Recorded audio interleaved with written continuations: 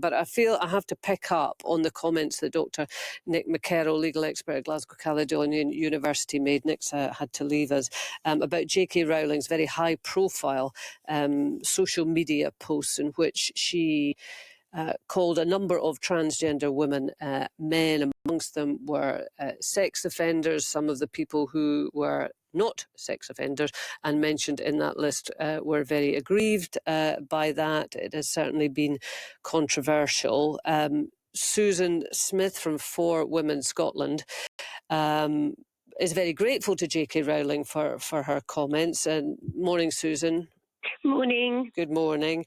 But can I just pick up on what Nick McKerrow was saying? In his belief, J.K. Rowling's comments on social media were close to the edge of what would be permissible underneath this legislation and were designed to offend and shock.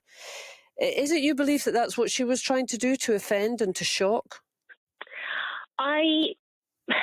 Possibly, but I don't think so. I think she was just wanting to see how far you can go in having discussions about individuals who actually, all the people on that list. I know there was controversy because it included some people who were very serious sex offenders, but the other people on that list have all put themselves forward for places that are reserved for women, and have pushed back against women's boundaries. And when women have said, no, we don't want you in our spaces, we don't want you representing us, they've ploughed on and done that. So I think it was whether or not we are still free to say that we do not want individual people who are male coming in and taking women's places.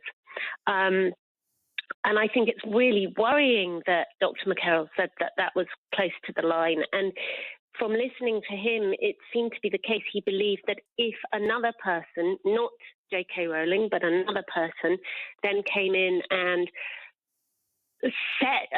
used what she'd said, or even claimed that what she said had caused them to go out and behave in a way that was not acceptable, that would be her fault. And I think that's another rather terrifying part of this, potentially, that a woman could be blamed for her words for causing, let's be real, probably a man to do something criminal, as though women's words cause male violence.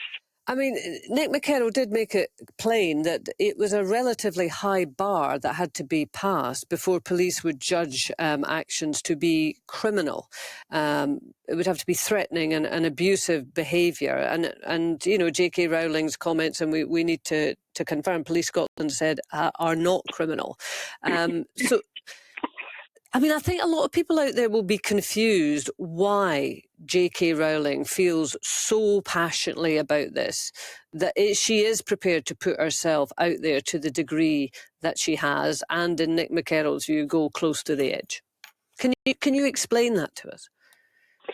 Well, I mean, this debate has been going on for quite a long time, but you know, it's really about those instances, and to be honest, there aren't many of them, where women need separate protections under law, or spaces that are designed for reasons of privacy, dignity and safety, which is part of the Convention on the Elimination of Violence Against Women, according to the UN, where we need those places to be single sex.